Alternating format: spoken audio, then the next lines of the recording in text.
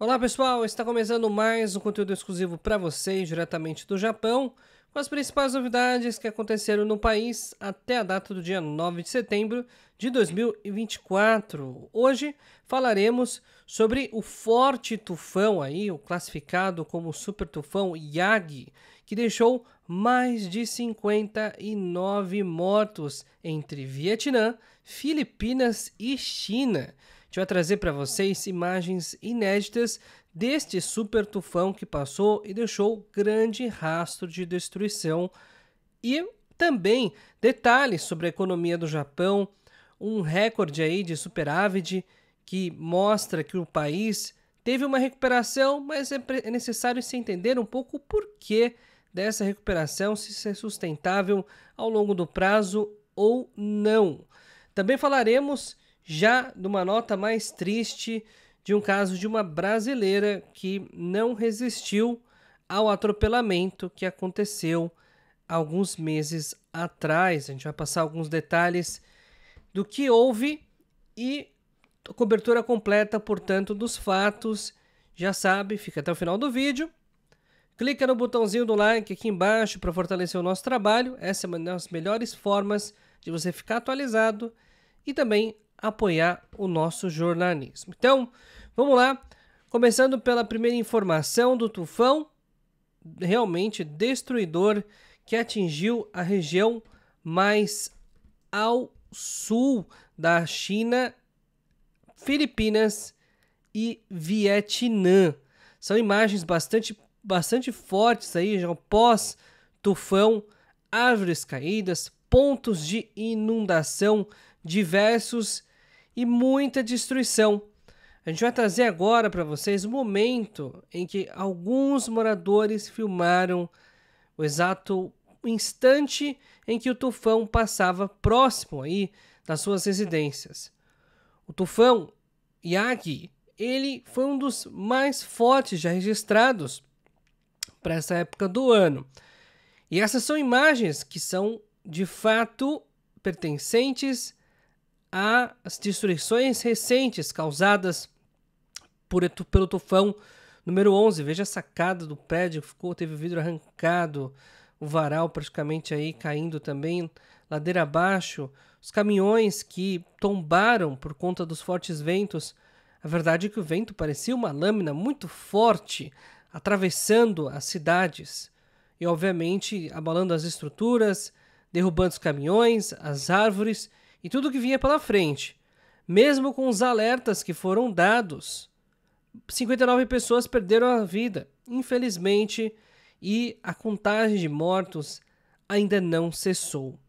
É uma situação, obviamente, muito preocupante, que mostra que tufões devastadores como esses também podem atingir o Japão. Então, a gente não só traz essas notícias em solidariedade à China, ao Vietnã, às Filipinas, os países que foram atingidos por esse tufão, mas também para alertar a todos que moram no Japão a respeito dos impactos devastadores que o tufão pode acabar tendo. E vamos passar aqui mais informações sobre a economia, mas antes eu gostaria de passar para vocês um recado rápido para quem ainda não encontrou passagens aéreas para o Japão para esse ano ou começo do ano que vem. Está com muita dificuldade, está buscando alternativas, não está encontrando? Pois é, vou te dar algumas dicas. Primeiro, tenha flexibilidade e procure a partir do final de outubro. Infelizmente, as passagens aéreas já estão praticamente esgotadas para setembro e outubro, então é necessário ter flexibilidade mesmo para uma viagem mais curta de 15 dias.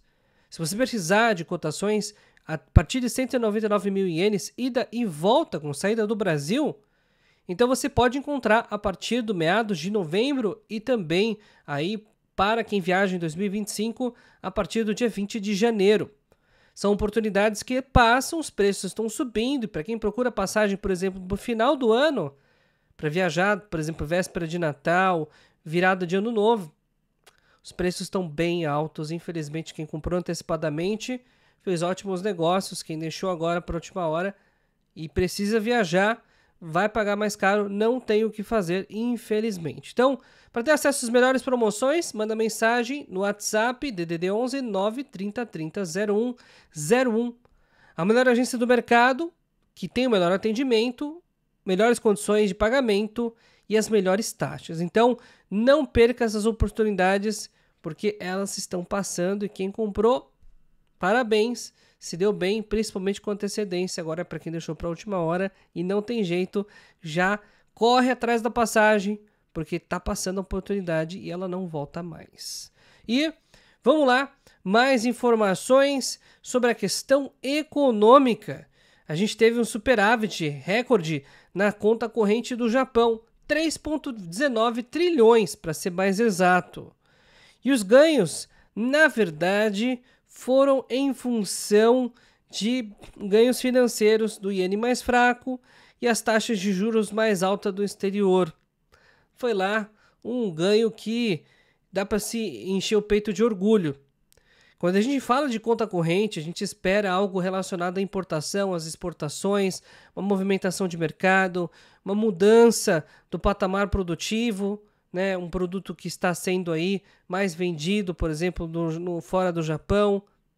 Mas a gente está falando somente de câmbio, né? Então, uma situação que não é sustentável. A gente vai observando aí ao longo do tempo, mas com o iene mais caro, a projeção é que as exportações fiquem cada vez menores, justamente pelo produto, pelo serviço que fica mais caro de origem do Japão. Então, vamos acompanhando esses episódios. Por outro lado, a gente teve aí, quando a gente analisa o PIB do segundo trimestre de 2024, a gente teve aí, apesar da revisão ligeiramente para baixo, como foi informado pelos economistas da Nikkei Internacional, tivemos um crescimento do trimestre. A gente teve aí o fechamento do trimestre, um crescimento de 2,9% numa visão anualizada. E dentro dos fatores que contribuíram para o crescimento foi o consumo, que cresceu 0,9% com relação ao mesmo período do ano passado. Uma notícia positiva, o consumo crescendo, ele movimenta bastante a economia. E também tivemos um outro fator que foi o investimento corporativo. Será que a gente está falando do impacto da Bolsa de Valores, que ainda é um pouco incipiente, no sentido de que teve vários altos e baixos recentemente? Talvez sim, mas a gente vai acompanhando para ver se isso realmente é sustentável. E uma notícia que abalou a comunidade brasileira no Japão. Infelizmente, a gente teve a confirmação de um óbito dentro da comunidade brasileira. E como vocês podem ver através da imagem, mais uma vez esse rapaz do Camboja, Kang Chan-rei, foi indiciado pelo crime aí de assassinato. Ele atropelou uma brasileira no estacionamento no mês de abril desse ano. A brasileira que ficou gravemente ferida, foi hospitalizada e infelizmente acabou não resistindo aos ferimentos. Teve aparentemente, segundo o relatório de polícia, devido a infecções, inflamações generalizadas, ela não conseguiu aí combater essas infecções, mesmo com auxílio médico, e acabou falecendo. Então, uma nota muito triste é a brasileira Lúcia Keiko Kanashiro. Nossos sentimentos profundos aos familiares. E também uma nota muito triste, né? Porque esse cambodiano de 27 anos, depois descobriu que ele não tinha visto, depois se descobriu que ele não tinha habilitação, e ele foi acusado de atropelamento, confessou o crime, atropelou, fugiu do local para não ser identificado, que tinha medo de ser deportado. Segundo o próprio indivíduo, esse depoimento que ele deu para a polícia. É muito triste essa situação. Ele também não era dono do veículo, ele dirigiu um veículo que não era dele, portanto, sem habilitação, sem visto, e pior, ele também foi acusado de vários crimes, dentre eles um roubo de cabos de cobre, aí, de que passa de mais de 1.000 metros de cabos de cobre. Então ele só trabalhava para a indústria do crime. Realmente um indivíduo que está totalmente irregular no Japão, em algum momento deve ter entrado no status de residente temporário ou de visitante temporário. Mas veja só que situação que aconteceu, né?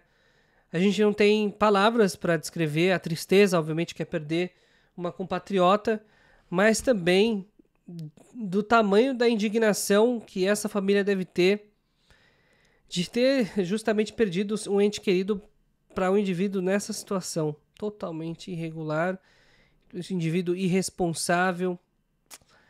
Nossos sentimentos, realmente uma situação muito triste.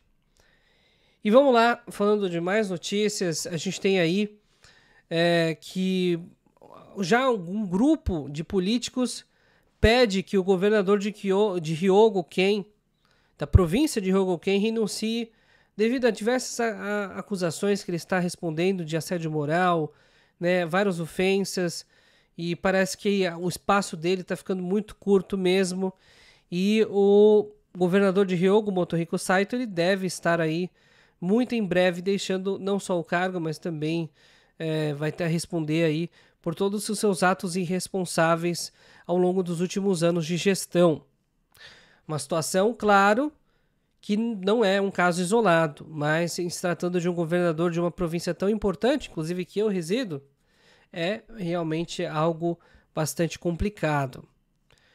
E a gente tem duas situações. A primeira é que o Putin e o presidente da China enviaram mensagens de congratulações pelo aniversário do 76º aniversário da fundação da Coreia do Norte, reconhecendo a sua existência ou não, né, pelo resto do mundo. Pelo menos os dois países, a China e a Rússia, reconhecem e deram os parabéns aí para a Coreia do Norte.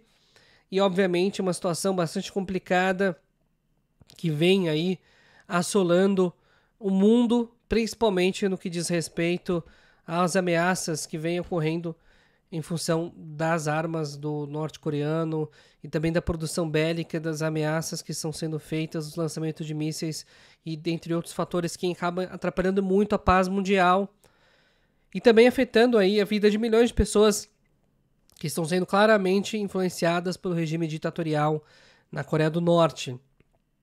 A gente tem aí imagens que vazaram da Ucrânia que mostram que dentro de um armazém da Rússia foram encontrados mísseis norte-coreanos.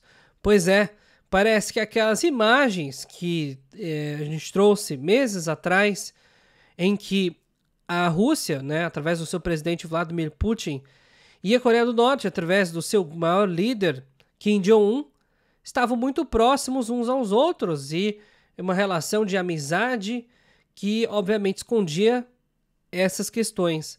A Coreia do Norte está, sim, fornecendo mísseis e armas na luta contra a Ucrânia. Ou seja, não está apartidária, não está isolada nessa questão, já se manifestou, portanto, está a favor da Rússia, está, sim, suprindo, segundo aí a imprensa que está investigando essa situação, os russos nessa batalha. E a gente teve essa notícia da empresa canadense que demonstrou uma certa decepção depois do grupo 7-Eleven e Holdings estar de saída da negociação de aquisição. Depois de um grupo canadense ter feito uma oferta para a compra, então, do grupo 7&i, realmente foi desconsiderado totalmente essa oferta por ter sido considerada muito baixa, uma oferta pobre, realmente, considerando a grandiosidade desse grupo econômico. Portanto, depois de uma nota de repúdio do próprio grupo 7&i, absolutamente nenhuma possibilidade de continuação dessa negociação. E mais detalhes também da Toyota. A Toyota reduz a produção de veículos elétricos em meio ao processo de desaceleração das vendas. Pois é, o mundo dos carros elétricos é uma realidade, de fato. Mas para a Toyota parece que ainda não chegou essa realidade. Isso porque a Toyota não vende muitos carros elétricos, principalmente comparando com as montadoras chinesas, mesmo a própria Tesla nos Estados Unidos. A situação mostra que a prioridade dos carros elétricos ainda não chegou. E a Toyota deve reduzir a produção dos elétricos para focar na produção de veículos híbridos, que tem sido o seu carro-chefe, literalmente, o seu sucesso de vendas. E uma nota importante sobre a Bolsa de Valores do Japão, uma queda significativa, uma queda de 1.116 pontos, mostra claramente que o mercado está oscilando bastante. Está sendo puxado muito pela perspectiva de desaceleração econômica dos Estados Unidos, que acaba puxando a Bolsa dos Estados Unidos, Nasdaq e também os índices da Bolsa Nikkei. Então, os detalhes também com relação ao câmbio, o iene tem se valorizado e, obviamente, como vocês já sabem, existe uma relação inversamente proporcional entre a valorização do iene e a queda da bolsa. E lembrem-se, vocês que estão buscando oportunidades de emprego no Japão, são descendentes japoneses até a terceira geração, manda mensagem pra gente no WhatsApp aqui em cima. Temos oportunidades incríveis de emprego ainda disponíveis para vocês. Oportunidades também acima de 60 anos e também para quem está buscando oportunidade de custo zero, beleza? Então, pessoal, a gente vai ficando por aqui no vídeo de hoje. Até o vídeo de amanhã, todos os dias atualizações, se possível, do que acontece aqui no Japão.